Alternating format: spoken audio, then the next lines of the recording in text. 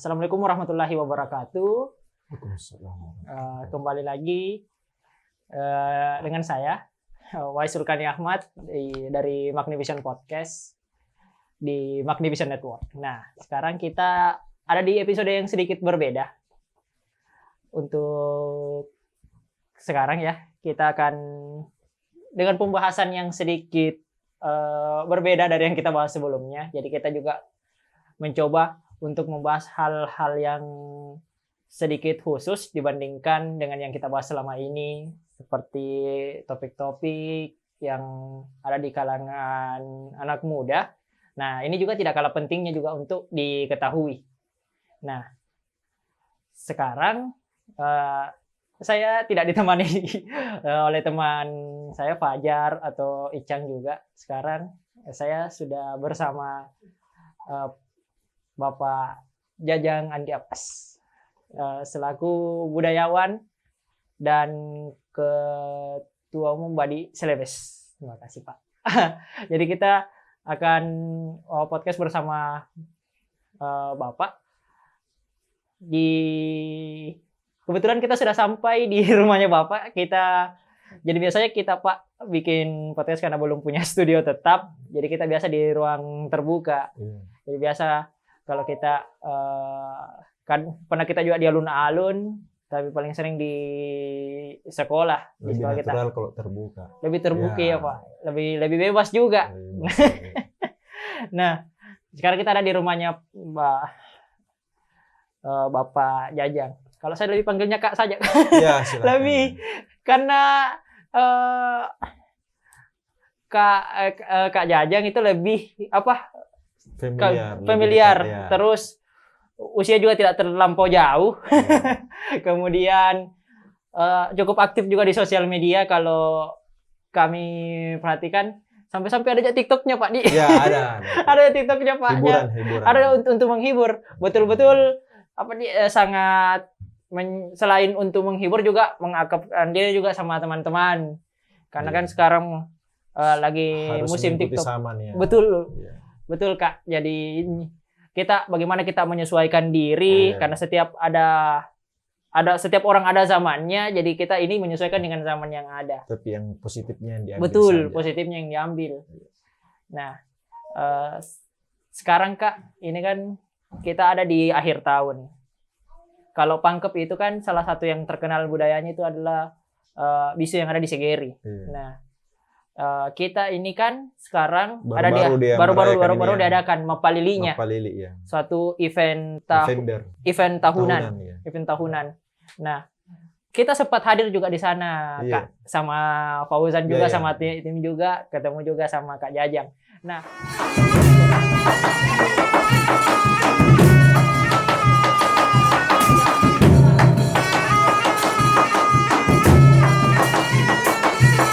setelah kita post itu ternyata banyak juga teman-teman yang tidak tahu kalau ada diselenggarakan itu.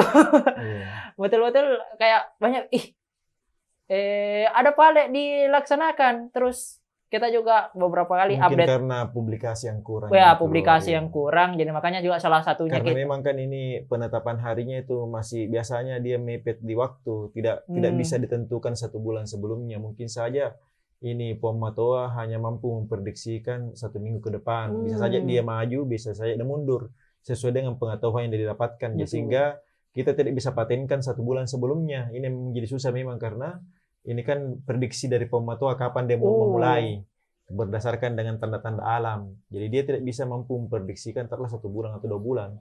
Jadi hanya mungkin saja biasanya kita sudah tetapkan tanggal taruhlah memang tanggal 20, tiba-tiba dia majukan lagi ataupun dia mundurkan kembali. Jadi susah kalau kita memang memposting dalam jangka waktu yang lama. Palingan 1 minggu saja yang di mepet itu yang bisa kita posting. Cuma harus kita teman-teman pemerhati baik itu budaya yang anak muda yang membantu memposting. Kalau sudah tahu waktunya itu 1 minggu ya, marilah kita bersama-sama supaya memberitahukan teman-teman yang lain yang mungkin berada di luar Sulawesi yang mau memang ikut bergabung. Tetapi biasanya itu bulannya itu memang tidak berubah, biasa bulan 11 dan bulan 12 sisa tanggalnya aja yang ini.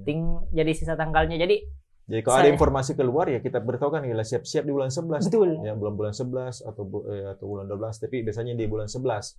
Jadi kita siap-siap, tanggal kita belum tentukan. Jadi kalau ada orang dari luar informasi kapan mulai, siap-siap aja Mbak, Mas, bulan 11. Nanti kita kontak siapa tahu 3 hari atau 5 hari sebelumnya, silahkan datang. Jadi saya konfirmasi kembali Kak, ini betul-betul dia tidak bisa ditentukan. Iya. Dia betul-betul hitung-hitungannya, ada hitung-hitung mulai hitungan pasar, hitungan hari, namanya orang Jawa namanya hitungan weton ya. Ada hitungannya. Jadi dia berhitung melihat pasar dulu, pasar besar, kemudian melihat naiknya bulan, pasang surut laut, ya itu ada semua hitung-hitungannya. Jadi pemantau itu membaca itu alam dulu baru memulai. Oh, oke. Jadi betul-betul kita tidak bisa memprediksi, cuma ada kisaran waktunya. Iya, ada kisaran waktunya. Biasanya bulan 11 dan 12. Jadi kita beritahukan orang luar Sulawesi yang berminat mengikuti acara Mapalili ini yang di Segiri Pangkep kita ini, kabupaten kita ini, ya siap-siap di bulan 11 saja. Kalau dilihat tentang prosesinya Mapalili itu Kak, kan ada beberapa ada perbedaan pengucapan. Dari segi linguistik dulu, ada perbedaan pengucapan. Orang Bugis bilang Mapalili, orang Makassar Apalili kayaknya. Apalili. Kalau itu sebenarnya kan, kalau kita lihat dari akar budayanya, apakah ada perbedaan? Bukan dari segi pengucapannya saja, atau memang ada perbedaan dari dua upacara ini? Sama seperti kita lihat di Segiri kan beda sendiri, misalnya dengan Lak Bakang. Iya. Itu perbedaannya bagaimana Kak? Saya kira hanya perubahan dialek saja ya. Ada dialek suku Bugis, ada dialek suku Makassar. Tapi pada intinya adalah memulai musim tanam. Adapun cara-cara ritualnya masing-masing berbeda sesuai dengan khas masing-masing. Kecamatan Lak Bakang punya khas tersendiri, Segiri juga punya khas tersendiri, Maran juga punya tersendiri. Tetapi mereka semua mempunyai benda-benda regalia pusaka yang dibawa pada saat memulai tanam tadi. Lak Bakang punya regalia juga, Segiri punya regalia juga, Maarang juga punya regalia. Jadi mereka masing-masing memiliki akar budaya yang berbeda-beda sesuai dengan suku yang didiaminya. Kalau dari segi tahapan tadi Kak, kan kalau beberapa literatur yang pernah kami baca itu dulunya itu sampai 40 hari. Kalau dari akar sejarahnya 40 hari, sekarang sampai 1 minggu, pertama sempat 7 hari, terus sekarang jadi 3 hari 2 hari. Ini masalah, mungkin juga masalah biaya ya. Biaya. Kos, karena kalau lama rentang waktunya juga otomatis kosnya besar. Sementara rata-rata masyarakat yang masih menganut kepercayaan untuk mengadakan ritual Mapalili ini ya keterbatasan dana, sehingga mengambil saja tahapan-tahapan yang dianggap penting yang wajib dilaksanakan. Adapun tahapan-tahapan yang bisa dilangkahi dan tidak terlalu penting itu saja. Jadi di sini melihatnya masalah budget anggaran saja. Sekiranya itu ada budgetnya besar, mungkin semua tahapan ritus ini bisa dilaksanakan lebih sempurna lagi. Jadi betul cuma sekadar mempersingkat karena kos, tapi tidak mengurangi maknanya. Tidak mengurangi makna, jadi tetap yang menjadi wajib itu tetap dilaksanakan, yang dianggap itu tidak terlalu wajib itu ditiadakan atau diperingkas, waktunya diperingkas. Jadi kalaupun umpamanya harus dilaksanakan 2 hari, diringkaskan untuk beberapa jam, menggantikan ringkasan hari yang panjang tersebut. Tetapi ritus-ritusnya tetap dilaksanakan. Kalau yang sekarang dalam waktu singkat ini, tinggal tahapan-tahapan apa lagi Kak yang dilaksanakan? Paling itu pertama mengumpulkan bahan dulu, kemudian matedu arajang, mapalesu arajang, kemudian membawa arajang ke tempat sawah untuk makjori, kemudian makecek-kecek, kemudian memandikan arajang, kemudian mengembalikan arajang ke tempatnya semula. Kalau bagian di Segiri ya, kalau yang kalau di Lak Bakang itu ada pembersihan pusaka di sore harinya, malam harinya ada tudan sipulung, bincang-bincang antar masyarakat. Setelah matompang itu membersihkan pusaka, itu menjemput Karensiallo. Karensiallo. Ya, Karensiallo artinya pengganti raja. Selama Karensiallo itu raja sehari. Kemudian dijemput, kemudian diletakkan di dekat bilik arajang yang ada di Lak Bakang. Kemudian ada tudan sipulung, besok paginya itu ke sawah untuk makjori. Tetapi beberapa hari sebelumnya harus mencari ayam yang berwarna kuning. Berwarna kuning. Iya. It- Jadi namanya itu memang kalau di Lak Bakang itu harus dicari ayam namanya talaunyi na Lak Bakang. Talaunyi ayam yang berwarna kuning. Itu harus dicari dan itu tempatnya menetas ada daerahnya. Nggak boleh umpamanya di kecamatan di daerah ini umpamanya itu talaunyi Lak Bakang ya harus di Lak Bakang bukan di Manaku, bukan di Pundat atau di mana. Dia harus yang menetas di Lak Bakang. Iya. Begitu. Jadi harus dicari dulu ayam yang kuning, talaunyi, makanya dibilang talaunyi na Lak Bakang. Jadi salah satunya mungkin yang tersulit Kak, harus temukan dulu itu baru Iya, menentukan iya. kapan dilaksanakannya. Iya, jadi memang semua ada hal-hal yang unik termasuk umpamanya kalau di Segerit yang dilaksanakan oleh bisu itu daun kita lihat kan ada daun pisang, pelepah pisang. Oh ya, yang di tengahnya Kak. Itu didatangkan ada daerah tertentu yang mendatangkan. Bukan tempat bukan di sekitar lain. situ. Bukan, ada daerah tertentu karena itu adalah persembahan dari Matoa namanya itu pemuka adat di wilayah pada tertentu saya lupa daerah mana di Segeri atau apa yang memberikan sumbangan berupa daun pisang tadi itu. Jadi semua ritus-ritus yang dilaksanakan baik itu di Segeri maupun di Lak Bakang punya ciri khas masing-masing. Oh iya, ya Kak. Jadi betul-betul persiapannya harus matang, semua benda-benda atau hasil-hasil bumi untuk menunjang pelaksanaan itu harus dikumpulkan dulu, baru ditetapkan kesiapan melakukan ritual itu. Oh, oke. Nah, pada saat pelaksanaan itu Kak, itu kan salah satu yang terkenal itu Mak Giri. Dan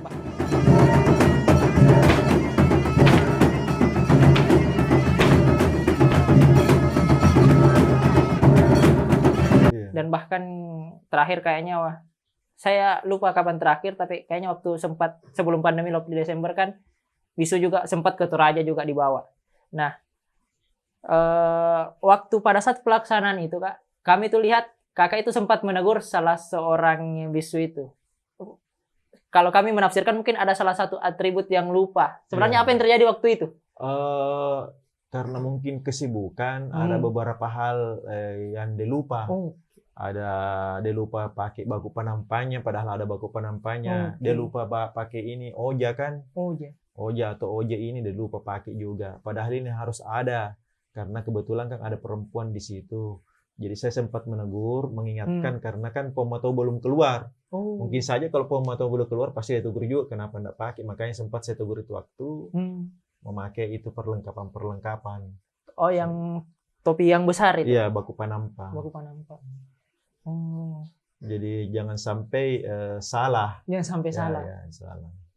Oh iya.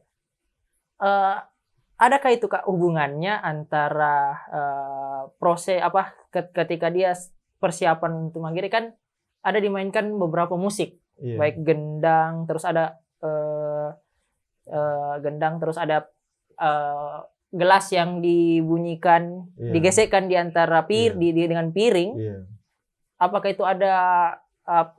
itu cuma sekadar mengiringi juga atau dia harus punya kesesuaian dengan gerakan yang dilakukan oleh bisu ketika dia persiapan Mak Giri? Karena pada saat itu kan antusiasme sangat besar, walaupun cuaca sedang hujan pada hari itu, cuma sempat penabuh gendang ini protes karena tertutup terhalangi dan tidak melihat. Jadi apakah ini dia juga harus pemain gendangnya itu harus ada dia hubungkan dengan gerakannya itu atau bagaimana, atau sekedar mengiringi saja? Gendang itu bagian daripada ritual pelaksanaan Mak Giri itu gerakan menusukkan keris ke tubuh. Sebenarnya gerakan yang dibuat namanya serek bisu. Serek itu artinya tarian sakral bisu. Jadi mereka melakukan serek bisu. Kemudian di antara serek bisu tersebut ada beberapa gerakan-gerakan yang berbeda di setiap tahapan gendang. Jadi ada gendang mulai gendang kemudian tahapan tariannya lain. Kemudian ada lagi tahapan kedua, tahapan ketiga sampai ke tahapan keempat itu masuklah Mak Giri. Jadi ada tahapan-tahapan serek bisu itu ada tahapan-tahapan iramanya, gerakannya berbeda. Jadi dia ada beberapa simbol. Sebenarnya kemarin saya tidak Iya. sempat komentar juga karena ada satu simbol yang dihilangkan kemarin. Apa itu, Kak? Ada tariannya yang dihilangkan kemarin. Cuma saya heran juga kenapa ini mungkin kelupaan. Itu ada tariannya semacam 2 orang bisu, 1 rebah, kemudian ditarik seakan-akan dia lagi membajak sawah. Oh. Itu yang terlupa kemarin saya lihat. Ya. Bagaimana, Kak? Dia Jadi ada satu yang menarik kayak terbaring, satu yang menarik tangannya. Jadi seakan-akan membajak sawah. Ini yang kemarin tidak ada saya lihat. Apakah dilupa? Kemudian pada saat tarian pertama itu harusnya melepas ikatan-ikatan di anyaman janur kuning itu dengan menyebut ya sabo, ya sabo. Ini kemarin saya tidak lihat juga. Mungkin ada beberapa yang kelupaan. Cuma saya hanya mengingatkan yang garis umum saja, yang secara garis besar itu saya juga mungkin karena larut saya lupa, nanti pulang ke rumah baru saya ingat ada yang kelupaan ini. Berarti ketika waktu saat persiapan itu kan agak lama jedanya. Artinya musiknya sudah dibunyikan. Iya. Bahkan sebelum bisunya masuk, bahkan waktu masih duduk pun sudah dinyanyikan. Jadi itu bukan sekadar bukan intro. Bukan bagian daripada pelaksanaan acara tersebut. Bukan pelengkap. Dia juga inti. Karena gendang itu menentukan jenis tarian, serek bisu itu gerakannya, kemudian membuat bisu itu menjadi trans ya. Dalam hal mak giri. Dia kan trans namanya itu karena dia lepas ingatan. Pada saat dia trans, pada saat dia menusukkan benda-benda tajam, keris ke tubuhnya itu dia lagi trans. Itu akibat salah satunya adalah hentakan musik gendang tadi. Jadi sebenarnya, Kak, ketika dia melaksanakan atau ketika dia melakukan mak giri atau dia mak giri sebenarnya, dia mak giri. Sebenarnya apa yang terjadi? Karena ketika kita di sana itu banyak juga teman-teman yang baru hadir juga, atau ada yang lihat mungkin dari story-storynya teman-teman kayak meragukan sebenarnya. Itu sebenarnya apa yang terjadi ketika dia mak giri? Dia itu saya katakan tadi dia lagi trans. Dia dalam keadaan karena sudah terlena ya. Kalau sama dengan dalam orang agamawan itu zikirnya sudah luar biasa zikir ya. Dia dalam keadaan yang di luar kesadaran. Jadi pada saat dia menusukkan benda-benda keris ke tubuhnya, ya memang asli itu tajam dan memang tidak terkena. Cuma pada saat itu dia lagi trans, ya, lagi dalam keadaan tidak sadar akibat pelaksanaan ritual serek bisu tadi. Ya, dan memang dia menganggap itu sama dengan mak dewata. Mak dewata artinya itu memanggil leluhur-leluhur masuk ke dalam tubuhnya. Jadi itu betul-betul kita pertegas lagi di sini, itu yang dilakukan itu asli, yaitu bukan rekayasa apa bukannya. Itu yang dipakai senjata tajam. Senjata atau keris ya. Keris yang dia pakai itu kerisnya asli. Asli dan tajam. Dan tajam. Kebetulan. Nah, ini Kak, ketika kita melihat itu, kami beberapa teman juga hadir di situ. Ada beberapa bisu yang magiri dan ada yang tidak magiri. Berarti ada tingkatan-tingkatannya bisu ini. Iya. Bisu itu ada hierarkinya, ada tingkatan-tingkatannya. Ada pomatoa, bisu tertinggi kan, artinya ketuanya. Kemudian pololo, wakilnya. Sewaktu-waktu pomatoa mangkat atau lain sebagainya itu berhalangan, pololo yang naik. Kemudian ada bisu pance. Bisu pance biasanya itu adalah perempuan. Ya, jadi bisu perempuan. Perempuan itu bisa menjadi bisu ketika dia berhenti menopause. Menopause. Tetapi dia mempunyai basic calalai. Perempuan yang bersifat kelaki-lakian, ya. Nah, jadi bisu pance namanya. Ada namanya bisu patudang. Bisu patudang itu laki-laki juga. Ada setingkat atau di bawahnya, Kak? Di bawahnya. Ada namanya bisu mujangka. Ada namanya bisu core-core, dan ada bisu lolo. Jadi ada hierarki bisu. Jadi kalau misalnya dia bisu yang paling bawah, bisa saja naik ke atas kalau dia ilmunya semakin bagus, pemahamannya terhadap pengetahuan bisu itu lebih tinggi, karena kan bisu itu mapunai pak disengeng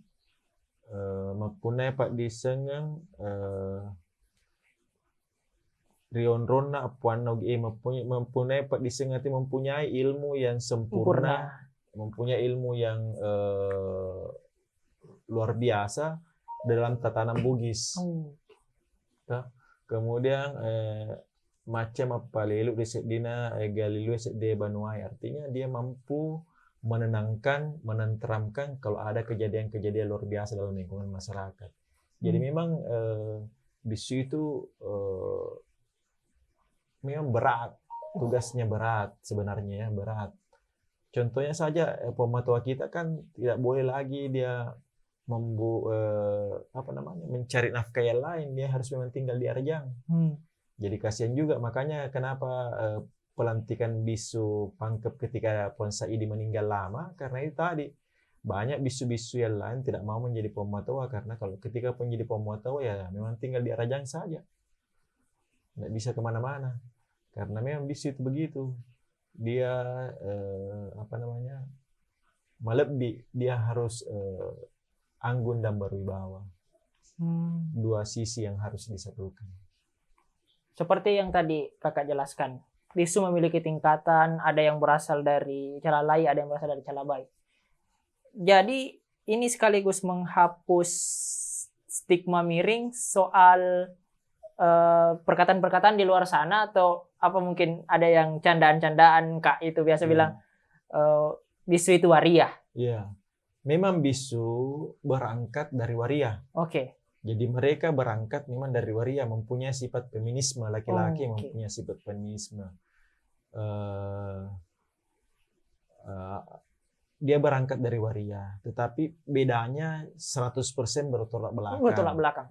Ketika dia sudah tertarik untuk menjadi bisu, kemudian dia belajar bertahun-tahun di Puan Matoa dan lain sebagainya, dan setelah itu melakukan ritual namanya Irebba dan Dipanrelise. Irebba itu ada ritualnya juga ya, kemudian ditidurkan, kemudian ada Dipanrelise. Panrelise itu apa? Kemudian Panrelise itu sama dengan lise itu inti sari. Oke. Jadi kalau harfiahnya Dipanrelise diberi suapan makanan ilmu-ilmu yang intisari.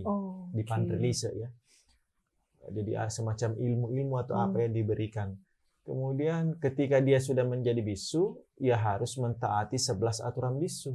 Oh, ternyata cukup banyak aturannya. Ada. Di antaranya itu. Salah satunya aturannya itu tidak boleh genit. Tidak boleh mengumbar seks. Oke. Jadi sangat beda. Sangat kan? Berbeda. Ya, ini yang mungkin memang ada beberapa, apalagi sekarang marak organisasi seperti LGBT ya, mau mendekatkan diri melalui jalur budaya, karena memang melihat bahwa bisu ini ada kemiripan, tapi sebenarnya beda sekali. Beda sekali. Satu orientasi seks, satu orientasi budaya, yang mempunyai aturan yang jelas sekali bahwa bisu tidak boleh genit. Betul Kak. Beda kan? Betul, beda waria. Beda Waria kan memperlihatkan umbar seksualnya, mempunyai pasangan sejenis dan lain sebagainya. Kalau bisu kan tidak. Betul. Dan yang paling penting waria tidak bisa makgiri. Iya, gitu ya. Tidak bisa. Beda. Jadi walaupun bisu itu berangkat dari waria. Jadi kita pertegas lagi teman-teman, mungkin yang ada di luar sana yang masih bertanya-tanya. Jadi kita tegaskan di sini tuh suatu hal yang berbeda. Memang ada beberapa waria, organisasi-organisasi waria yang mau mendekatkan diri ke situ supaya dia menjadi legal kan. Oke, karena kalau mengatasnamakan budaya. Ya, kalau saya harus dipisah. Kalau kau betul-betul mau masuk menjadi bisu, ya tinggalkan itu tadi. Ikuti aturan 11 aturan bisu. Betul. Itu saja. Kalau kau masih begitu gayamu, cara pakaianmu, orientasi seksualmu yang terlalu vulgar, ya bukan kau bisu, tetap waria. Menarik sekali, kita akhirnya ada pencerahan yang kita dapat supaya kita jadi bisa menempatkan sesuatu di tempat yang benar. Kapan kita kasihan kan kalau selalu dikait-kaitkan itu bahwa bisu itu waria. Dia berangkat dari waria, tetapi kewariaannya itu ditinggalkan ketika dia sudah masuk bisu. Beda lagi 100% perbedaan sifat, karena dia harus mengikuti tadi 11 aturan bisu. Salah satunya itu tidak boleh genit. Betul. Nah, kalau kita melihat Kak, di daerah lain kan juga ada bisu. Ada Bisu seperti di Sopeng ada, di di Bone ada, di Wajo. di Wajo ada, Cuma di Wajo bukan disebut bisu tapi angkuru. angkuru. Ya. Perbedaannya itu Kak dengan angkuru. Sebutan nama saja. Sebutan nama, tapi pada prinsipnya atau pelaksanaannya sama. Ya, fungsi-fungsi bisu itu sama. Sama. Jadi fungsi bisu di Sopeng, fungsi bisu di Wajo sama dengan bisu di Segeri, Pangkep kita ini. Sama fungsinya. Jadi sebenarnya fungsi bisu itu Kak, kan ada yang sekarang kalau fungsinya sekarang adalah penjaga kebudayaan. Iya. Kalau di dahulu itu fungsinya apa? Wah, luas sekali fungsi bisu di masa lampau. Dia sebagai penasihat raja. Dia sebagai pelindung raja. Kenapa dia magiri? Karena memperlihatkan dirinya bahwa dia kebal, dia mampu melindungi raja kan. Betul. Dia pelindung raja, penasihat raja, perantara raja dengan masyarakat untuk berdialog, berbincang, berhubungan dengan Tuhan dan leluhur.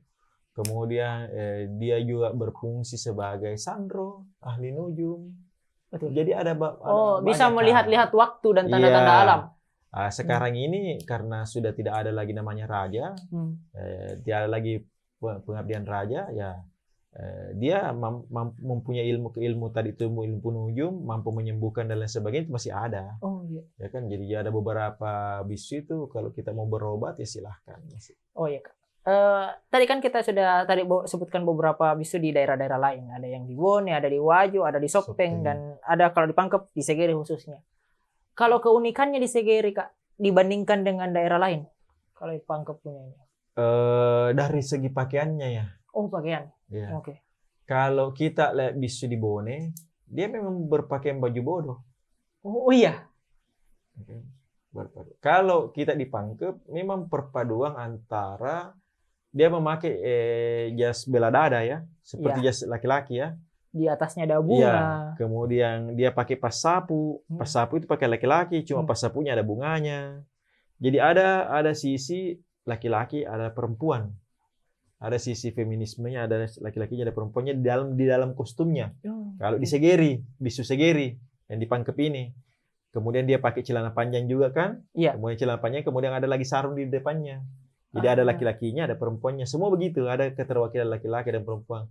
Di kakinya ada gelang sebenarnya juga. Gemercik gelang itu ya, gemercik gelang. Jadi kalau bisu ditaruhlah di Bone itu betul-betul pakaiannya memang kalau kita lihat ya dia pakai baju bodoh, pakaian perempuan kan. Iya. Kalau di Pangkep pakaiannya percampuran antara laki-laki dan perempuan. Kemudian kalau dari segi tata naskah ucapan dan mantra-mantra saya kira sama. Sama karena sama-sama bahasa Rilangi yang dipakai. Bahasa Rilangi. Dan itu masih digunakan sampai sekarang Kak? Iya, masih digunakan. Tapi itu mohon maaf. Iya. Digunakan di kalangan-kalangan bisu. Jadi banyak bisu yang belum tahu. Jadi hanya bisu Puan Matoa saja yang sempurna ucapan-ucapan mantra-mantranya atau memangin tadi. Memang itu mantra. Mantra itu yang ucapan-ucapannya kan pada saat ada ritual. Apa yang diucapkan oleh bisu Bone, bisu Sopeng, bisu Pangkep itu sama. Menarik sekali. Jadi sekarang mereka betul-betul fokus ke arah menjaga kebudayaan. Menjaga kebudayaan. Ketika ada Mapalili, mereka yang memimpin. Masyarakat masih menginginkan. Ya. Pada saat musim awal tanam padi, masyarakat menginginkan. Budaya ini tetap eksis ketika masyarakat masih membutuhkan. Budaya ini akan tergerus ketika masyarakat tidak butuhkan lagi. Jadi ini memang ketika masyarakat masih meyakini, masih membutuhkan, ya masih eksis. Tetapi kalau masyarakat sudah tidak lagi membutuhkan, meninggalkan tradisi tersebut, ya pasti hilang. Ya Kak. Kalau sebenarnya kita menarik sejarahnya itu, apa yang membuat atau alasan pertama kali jadi Mapalili ini muncul? Mapalili ini sebenarnya karena melihat alam kapan memulai mesin tanam, ini adalah pengharapan dan doa bagaimana kita memulai sesuatu sehingga apa yang dihasilkan berberkah dan aman, dan apa yang kita harapkan itu terwujud. Taruhlah panen kita berhasil. Jadi paling ini adalah sesuatu hal pengharapan dan doa ketika memulai tanam supaya hasil yang kita petik nanti ini tidak terserang hama, berhasil, jumlahnya banyak. Mungkin itu. Jadi masyarakat meyakini bahwa tahapan ini adalah tahapan yang paling penting ketika memulai musim panen. Jangan sampai tahapan ini kita tidak laksanakan, mungkin saja panen kita gagal, tidak berhasil, banyak hama dan lain sebagainya. Itu masih diyakini oleh masyarakat, karena sehingga ritual ini dikerjakan. Jadi kita berharap bahwa dengan pekerjaan doa di awal-awal ini, pengharapan di awal-awal ini mewujudkan sesuatu hasil yang baik. Itu saja, kita menginginkan sesuatu yang baik ke depannya. Kalau mengenai Arajang yang ada di sana, Kak, itu sejarahnya itu dia berkiblat apa ya? Kalau kan Pangkep ini bisa dibilang sangat unik, Kak. Dia ini kan setelah eksistensi kerajaan Siang menurun, dia kan akhirnya dipengaruhi oleh 2 kerajaan besar. Iya. Nah, kalau Arajang sendiri ini sejarahnya di sana bagaimana, Kak? Kan kalau mungkin dari segi dari segi beberapa pembagian kan, bakal masuk ke Goa, sementara daerah yang lain itu masuk ke Bugis. Arajang ini berkiblat ke Bugis. Bone. Kan ada 2 hegemoni kerajaan raksasa besar ya. Ada 3 ya. Iya. Ada Bone, Goa, dan Luwu sendiri. Oh, Luwu sendiri. Kalau Luwu itu tidak menyebarkan. Setelah Dewa Raja kalah perang dari Raja Bone, Mapajungi, dia tidak lagi melebarkan sayap melalui peperangan itu Luwu. Sisa 2 yang melebarkan sayap melalui peperangan itu antara Bone dan Goa, ya, untuk melebarkan sayap kekuasaannya. Sehingga di Pangkep itu berbeda-beda kiblat kerajaan-kerajaan kecil ini. Kerajaan-kerajaan kecil yang ada di Pangkep kita ini ada 7 kerajaan kecil. Itu berbeda-beda kiblatnya sesuai dengan di mana dia berkiblat, arahnya. Ada yang ke Makassar, ke arah Goa, ada yang ke Bone, arah Bugis. Kemudian kalau mengenai sejarah Arajang, benda pusakanya ini berbeda-beda versi ya. Kita tidak tahu versi bagaimana. Tapi sempat versi Puan Matoa Sake itu sebelum Puan Matoa Saidi menceritakan bahwa Arajang ini asal muasalnya dari Bone. Kemudian hilang dan ditemukan di Lanti Angoro, Segeri. Lanti Angoro itu kalau sekarang di bagian mana? Di Segeri juga. Di bagian Gua namanya Lanti Angoro. Lanti Angoro. Di situ dapatkan dan raja pada saat itu saya lupa namanya siapa. Dia memimpikan bahwa Arajang itu ada di Lanti Angoro, maka dijemputlah oleh bisu tersebut bahwa di sanalah. Ini versi, ada beberapa macam versi. Ada yang mengatakan memang di Lanti Angoro lah turun itu Arajang tadi. Ada yang bilang dari Bone pindah ke sana. Ya, dari Bone yang hilang dan pindah ke situ. Jadi ada tapi ini adalah budaya tutur. Ada beberapa versi yang diyakini masyarakat. Iya. Ya, tapi yang pastinya intinya Arajang ini adalah dianggap bahwa sesuatu manurung, sesuatu tiba-tiba yang ada, ya. Baik itu manurung yang ada di Bone yang dibawa ke sini atau manurung yang ada langsung di Lanti Angoro tadi. Oh ya, Kak. Jadi bisu ini pertama kali ada di Segeri atau dia juga dari Bone, Kak? Kalau yang di Pangkep ini? Itulah tadi ada yang mengatakan bahwa migrasi dari Bone, ada yang mengatakan memang sudah ada di Pangkep, ya kan? Karena kita lihat bahwa kerajaan-kerajaan Bugis pasti ada bisunya. Oh iya. Karena bisu itu pertama turun ketika Batara Guru, sejarahnya di Lagaligo, Pos Lagaligo, Batara Guru turun ke muka bumi diiringi dengan bisu lelai. Jadi ada ketika dia turun ke bumi katanya mempersunting anaknya Tok dan Toja. Dia mengatakan apa yang hibur saya, turunlah bisu sebagai penghiburnya, bisu lelai. Siapa tadi tuh, Kak, yang mengatakan itu? Batara Guru. Batara Guru. Oh, jadi dia kayak kesepian begitu. Kesepian. Siapa yang mengiringi dia, melayani dia, sehingga diturunkanlah bisu lelai juga. Lelai itu sekarang simbolnya adalah bambu yang terbelah-belah itu. Itu lalai namanya. Oh. Yang dibunyi-bunyikan itu. Ada bambu yang dibelah-belah itu. Oh, lalai. iya Kak, yang Iya. tek tek. Iya. Jadi kita melihatnya bahwa bisu ini hadir di kerajaan-kerajaan Bugis. Jadi mungkin saja memang ada di Pangkep. Di Pangkep yang bukan asalnya dari Bone. Yang bukan asal dari Memang Bone. dari Pangkep sendiri.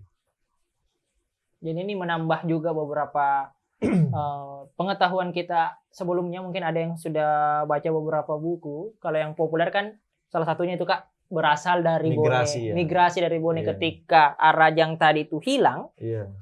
Terus dicari kemana-mana dan didapatlah di Segeri. Dan akhirnya dia menetap di Segeri. Iya. Padahal kalau kita pikir ya, hegemoni kekuasaan punya angkatan besar Bone, Iya. mungkin saja dia kembalikan kapan lagi dari regalia kerajaannya kan. Betul. Apalagi di Segiri kan kerajaan kecil. Kenapa harus ditetapkan tinggal di Iya, situ? pasti dong dia mau Iya. ambil kembali. Ini kan kerajaan besar. Pasti dia memerangi. Seperti Segiri aja diperangi. Kalau apalagi ini regalia kan, benda kebesaran. Jadi kalau saya lebih pahamnya bahwa memang ada di Segiri. Dia didapatkan di Lantai Angoro, bukan migrasi tadi yang hilang. Kalau saya, Iya. kalau memang kerajaan besar diambil ke anunya regalia begitu kan, pusakanya pasti dia cari kan. Pasti dicari dan Pasti dia perangi kerajaan kecil seperti Segiri. apalagi kalau Berapa sih ketahuan pasukan ada di perang? situ. Iya. Betul-betul. Secara ini ya. Iya, kalau kita mencoba memikirkan itu. Karena kan kita sejarah itu harus dilogikakan, bukan